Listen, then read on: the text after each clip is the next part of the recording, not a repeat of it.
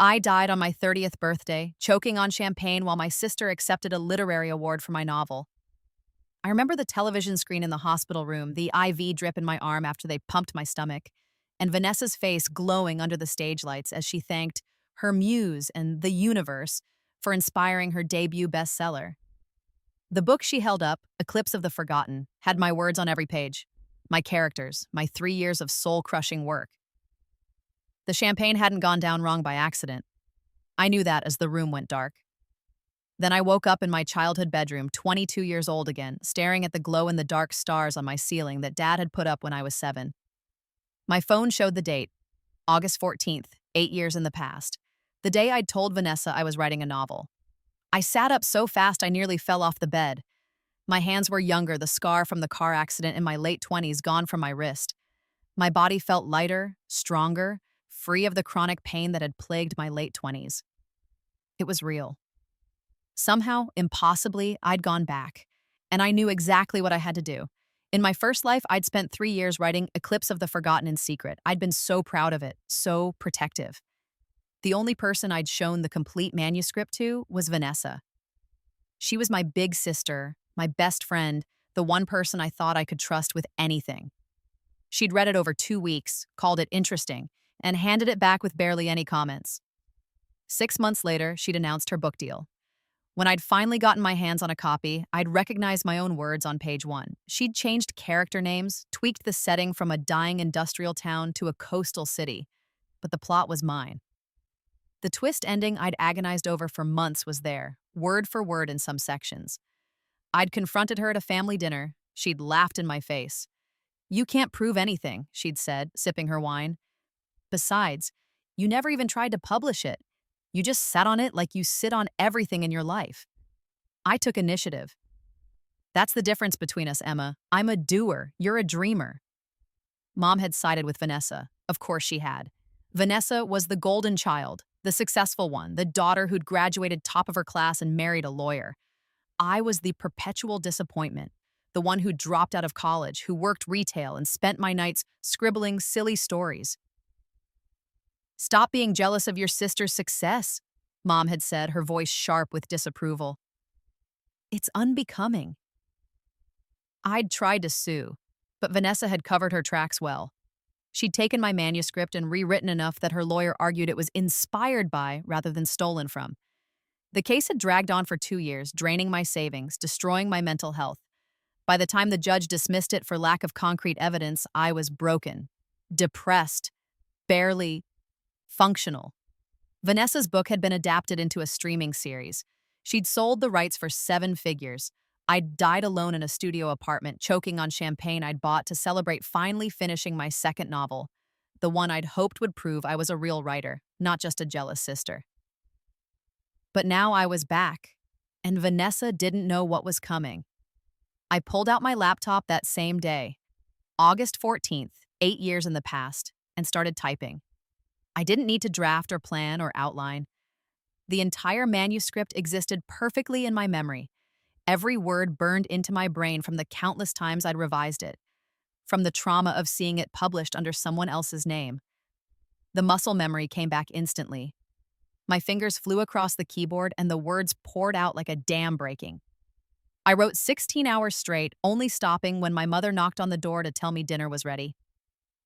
"Not hungry," I called back. "Emma, you need to eat. I'm working on something important." I heard her sigh through the door. That disappointed sigh I'd heard 1,000 times. "You and your stories. When are you going to focus on something practical?" "When I make more money than Vanessa," I thought. "When I take everything she stole from me." But I didn't say it. I just kept typing. It took me 3 weeks to finish the manuscript.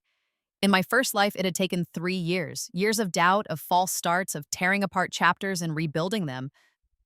But now I knew exactly what worked. I knew which subplot to cut, which character to develop more, where the pacing dragged. This version was better than the one Vanessa would steal. It was tighter, sharper, more powerful. On September 7th, I started querying agents. In my first life, I'd been too scared to query. I'd convinced myself the manuscript wasn't ready, that I needed to revise just one more time. By the time I'd worked up the courage to show it to Vanessa, she'd stolen it. Not this time. I'd learned a lot in my first life during those 2 years of legal hell. I'd learned which agents were hungry for dark fantasy with strong female leads. I'd learned which editors at which publishing houses had the power to make a book explode. I queried 15 agents in one day, each with a personalized letter that hit every note I knew they wanted to hear. The responses started coming within a week. 3 requests for the full manuscript, then 5, then 8. By the end of September, I had 4 agents offering representation. I chose Rebecca Chen, a powerhouse at the Morris Literary Agency who'd gone on to represent multiple bestsellers. In my first life, she'd represented Vanessa. "This is extraordinary," Rebecca said on our phone call. Her voice was exactly as I remembered, sharp, energetic, with an edge that said she didn't waste time on bullshit. "Dark, commercial, and literary all at once. We'll have publishers in a bidding war." "That's what I'm hoping for." "You sound confident." "I am." She laughed. "I like you, Emma. Let's make you a star." The auction happened in October. 5 publishers bidding, each round driving the price higher. Rebecca played them like a maestro, leveraging each offer against the others until Pinnacle Press offered a 3-book deal worth $800,000, with Melissa Torres as my editor, the same editor who'd worked on Vanessa's version in my first life. I signed the contract on October 28th. Publication was scheduled for August of the following year, almost exactly 1 year from when I'd started writing. That night, I went home to the apartment I'd rented with my advance money. A small 1-bedroom, nothing fancy, but it was mine. And I let myself feel it. The satisfaction, the vindication, the pure crystalline joy of knowing I'd done it. I'd beaten her to it. But Vanessa didn't know yet. In this timeline, I hadn't told her about the novel. I'd learned my lesson. The only person who knew I was writing was Rebecca, and she was bound by professional confidentiality. Vanessa still thought I was her little sister, the fuck-up, working retail at the mall and going nowhere. I could have told her, could have gloated, but I wanted her to find out the best way possible. When my book hit the shelves and she realized she'd missed her chance. In this timeline, Vanessa was still trying to make it as a writer. She was 25, working as a marketing coordinator, querying her own manuscript, a weak contemporary romance that would never sell.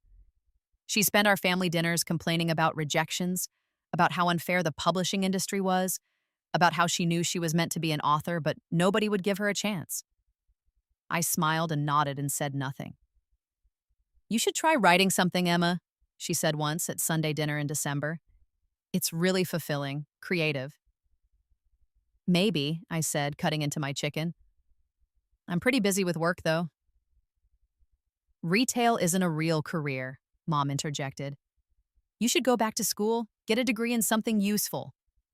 "I'm thinking about it," I lied. Vanessa patted my hand like I was a child. "It's never too late to turn your life around." I wanted to flip the table. I wanted to scream, but I just smiled and took another bite. "Patience," I told myself, "just wait." The months crawled by. I worked with Melissa on edits, tightening the manuscript until it gleamed. I worked with Pinnacle's marketing team on strategy, blog tours, early reviews, social media presence. In my first life, I'd known nothing about book marketing. Vanessa had hired a publicist with her advance money, had played the game perfectly. This time, I knew all her moves. I built a presence on social media, sharing cryptic snippets about my upcoming debut. I reached out to book bloggers and book talk influencers. I got early blurbs from established authors whose work I'd studied obsessively in my first life. By the time June rolled around, the buzz was building. Advanced reader copies went out in July. The reviews started coming in, and they were spectacular. A stunning debut. The next big thing in dark fantasy. Impossible to put down. The hype grew.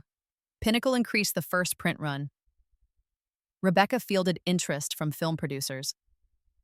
Everything was falling into place exactly as it had in my first life. Except this time, it was happening to me. Vanessa still didn't know. Eclipse of the Forgotten released on August 15th, 1 year and 1 day after I'd woken up in my childhood bedroom. The launch party was at a bookstore in downtown Seattle, packed with industry people, journalists, influencers, and readers who'd been following my social media. Rebecca was there, beaming like a proud parent. Melissa gave a speech about how rare it was to find a debut this polished, this powerful. I signed books until my hand cramped. I took photos with readers who were already cosplaying my characters. I did interviews where I talked about my process and my inspiration and what it felt like to be living my dream. It felt like resurrection. Mom and Vanessa showed up halfway through. I saw them slip in the back, Mom's face carefully neutral, Vanessa's jaw tight. They hadn't known. I hadn't told them. They'd only found out because a family friend had posted about it on Facebook, congratulating my mother on her daughter's success. I watched Vanessa pick up a copy of my book from the display table, watched her read the back cover, her face going pale. She knew the plot. Of course she did.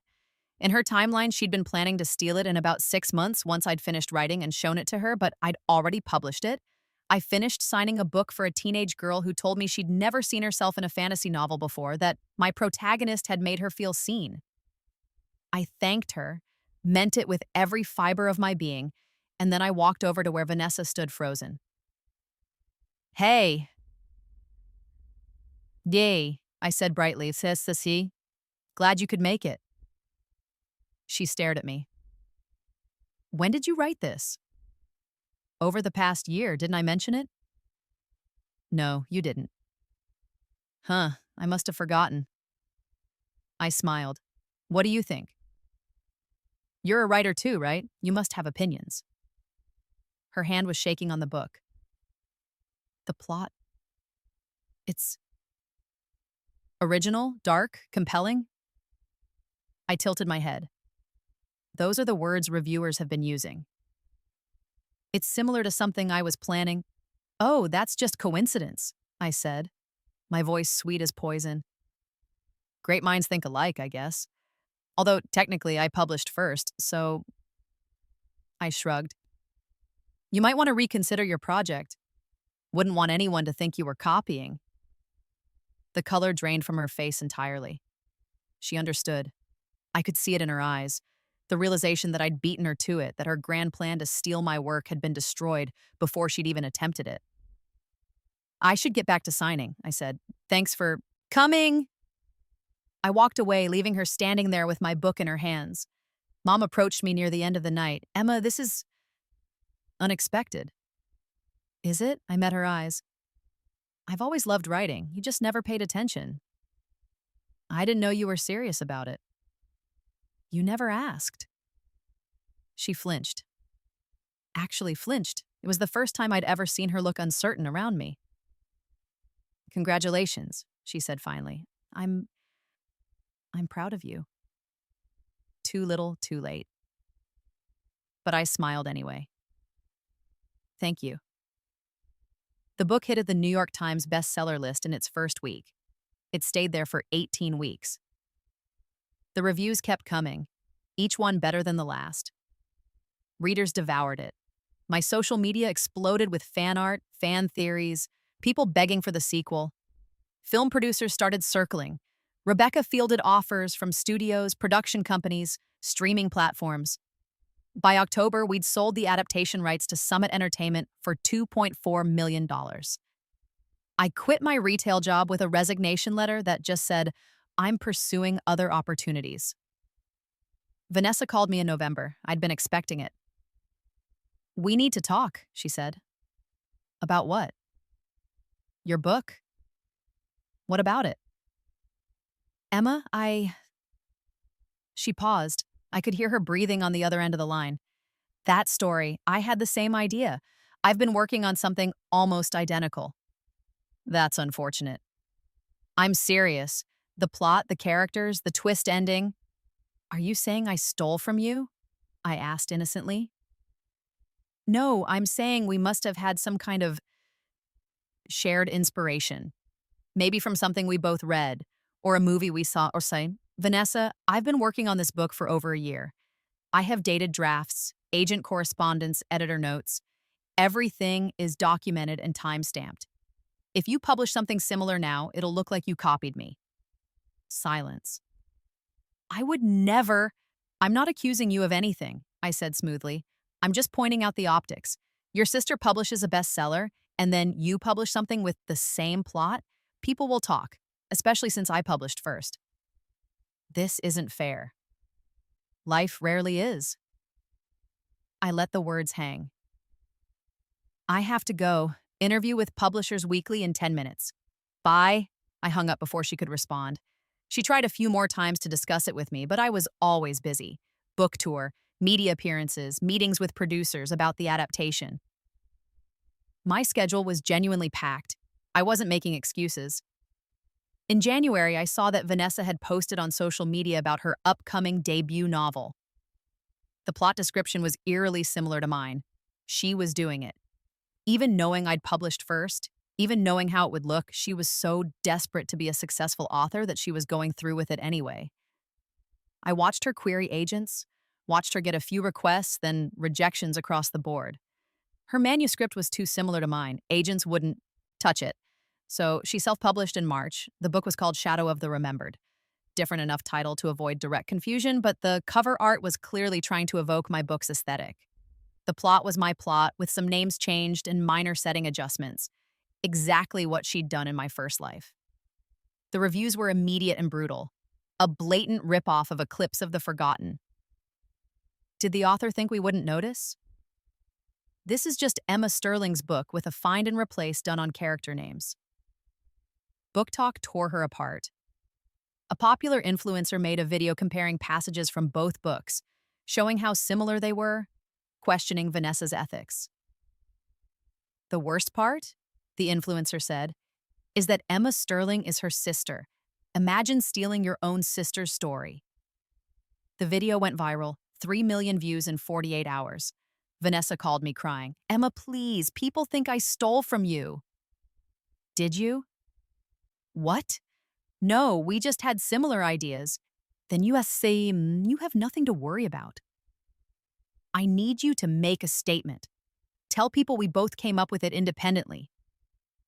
But that wouldn't be true, I said. I came up with it independently. You published after seeing my success. That's not, I've been working on this for years. Prove it. She couldn't, because in this timeline she hadn't been. She'd only started writing her version after my book came out, thinking she could ride the wave of its success. Please, she whispered. They're destroying me online. I'm getting death threats. Maybe you should contact a lawyer, I suggested. Or take it down. Take it down? Emma, I spent months on this, and I spent 3 years on mine, I snapped, letting real anger into my voice for the first time. Did you think I wouldn't notice how similar they are? Did you think I'd just let it slide? You're my sister. Exactly. And you tried to profit off my work anyway. I hung up. The controversy grew. Literary blogs picked up the story. Publishers Weekly ran an article about plagiarism in the self-publishing world, using Vanessa's book as a case study. Then the lawyers got involved. Pinnacle Press sent Vanessa a cease and desist in April, demanding she take down her book immediately and cease any further distribution. The letter cited copyright infringement, noting the substantial similarities in plot, character arcs, and specific story beats. Vanessa refused. She hired a lawyer, a cheap one, not like the hotshot she'd gotten in my first life, and tried to argue that she had just as much right to publish her story as I did mine. So, Pinnacle sued her. The case was open and shut. My documented drafts, dated agent queries, publishing contract, everything was time-stamped and verified. I could prove I'd written and published my book first. Vanessa couldn't prove she'd been working on hers for years, because she hadn't been. Her earliest dated drafts were from after my publication date.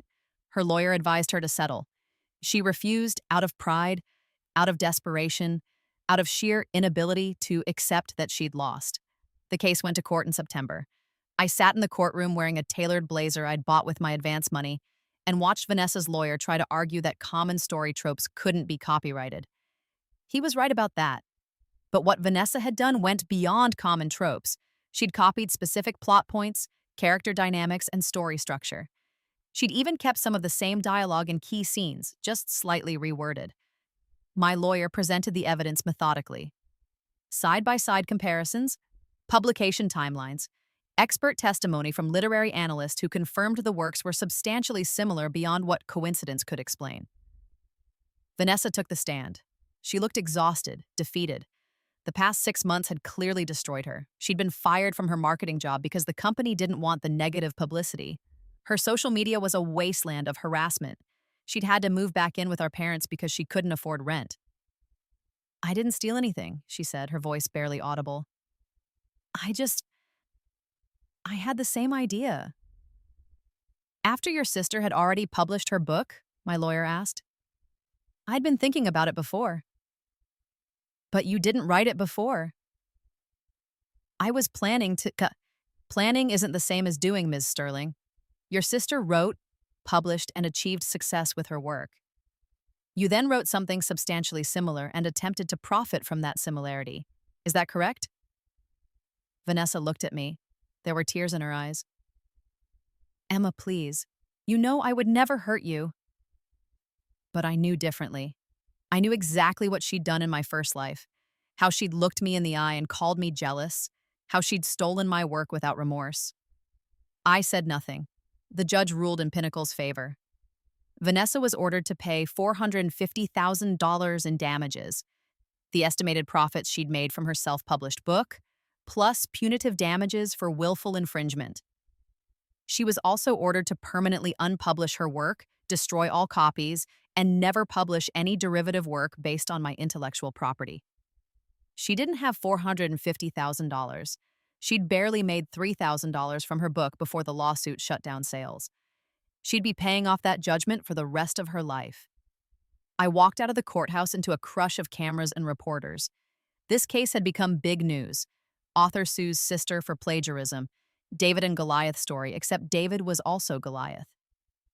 Emma, how does it feel to win? Are you going to reconcile with your sister? Do you regret pressing charges? I stopped on the courthouse steps and looked directly at the cameras.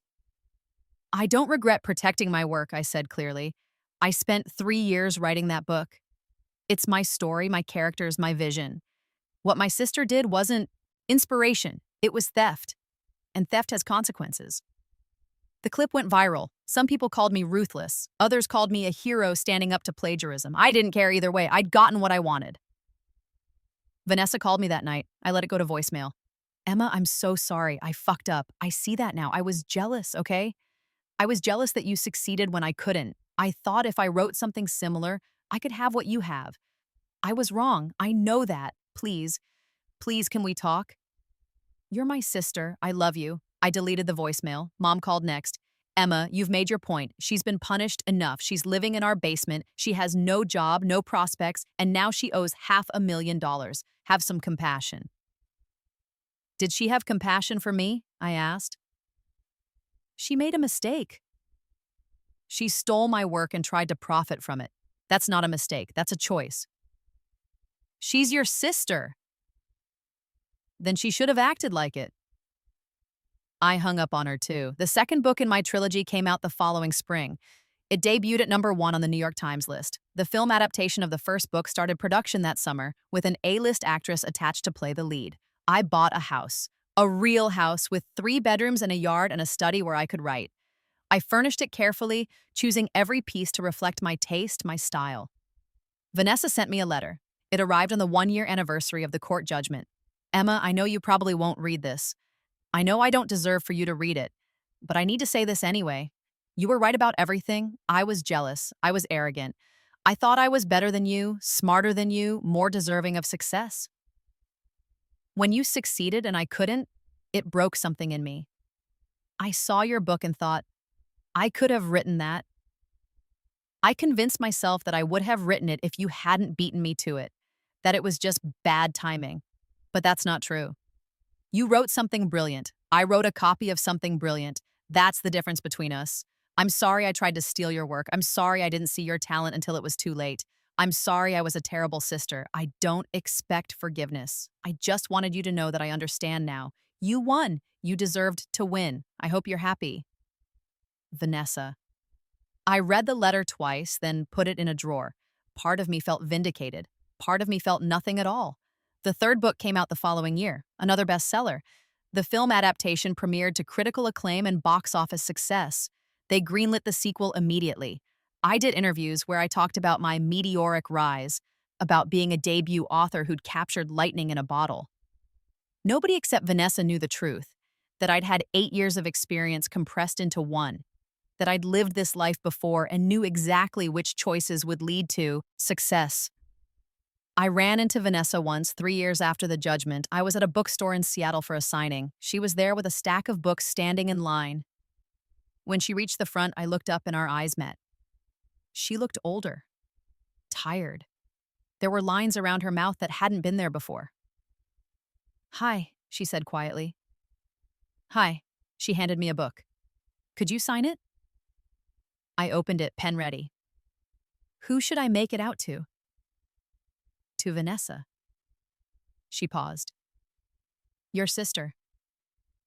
I wrote the inscription. "To Vanessa, may you find your own voice. Emma." She read it, her eyes filling with tears. "Thank you." "You're welcome." She started to leave, then turned back. "I'm proud of you, you know. Really proud. You're an amazing writer." "I know," I said. She smiled sadly and walked away. I never saw her again. 5 years after my rebirth, I'd published 6 books, all bestsellers. The film franchise was a phenomenon. I'd won literary awards. I'd been on the cover of Time magazine. My net worth was in the 8 figures. Vanessa worked as a barista. She'd filed for bankruptcy to escape the judgment, but it had destroyed her credit.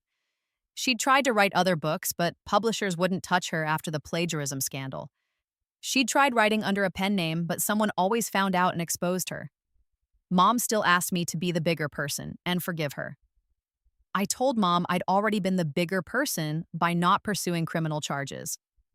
That shut her up. Sometimes, late at night in my beautiful house, I thought about my first life, about dying alone, watching Vanessa accept awards for my work, about the unfairness of it all. This life was better. This life was justice. But some nights, I wondered if Vanessa in this timeline, the one who'd only tried to copy my already published work, was really the same person as Vanessa in my first life, who'd stolen my unpublished manuscript and built a career on my words. Then I remembered her voice on the phone. "Did you think I wouldn't notice? Did you think I'd just let it slide? You're my sister." In both timelines, she'd used our relationship to justify theft. In both timelines, she'd believed she deserved my success more than I did. The only difference was that in this timeline, I'd stopped her. I turned 30 in my new life, the age I'd died in my old one. I threw a party at my house, invited my friends from the publishing industry, drank champagne without fear. The book I'd been working on, my 7th novel, a standalone outside my trilogy, had just sold for a record-breaking advance. The film adaptation of my 3rd book had won an Oscar. I was living the life I'd always deserved. And Vanessa was living the life she'd earned. Someone asked me once in an interview if I'd ever felt guilty about suing my sister. I thought about it carefully before answering. "No," I said. She made a choice to copy my work. I made a choice to protect it. We both have to live with our choices. But she's family. "So am I," said. "And I deserve to have my family support my success, not try to steal it." The interview went viral. People debated my words online. Some called me cold. Others called me inspirational. I didn't care. I had everything I'd ever wanted, and I'd earned it twice over. That night, I opened my laptop and started writing my 8th book. It came easily, the words flowing like they always did now. I wasn't the struggling writer from my first life anymore, the one who'd been paralyzed by self-doubt. I was confident, successful, unstoppable. I'd died once. I'd been given a second chance. And I'd made it count. The story I was writing now was about a woman who discovered she could rewrite reality, who learned that power came not from what you were given, but from what you took back from those who'd tried to steal it from you. It was fiction, of course, but all the best fiction has a kernel of truth. I typed late into the night, the glow of my screen illuminating my study, my space, my sanctuary, my hard-won kingdom. In my first life, Vanessa had taken everything from me. In this life, I'd taken it all back, and I'd never let anyone steal from me again.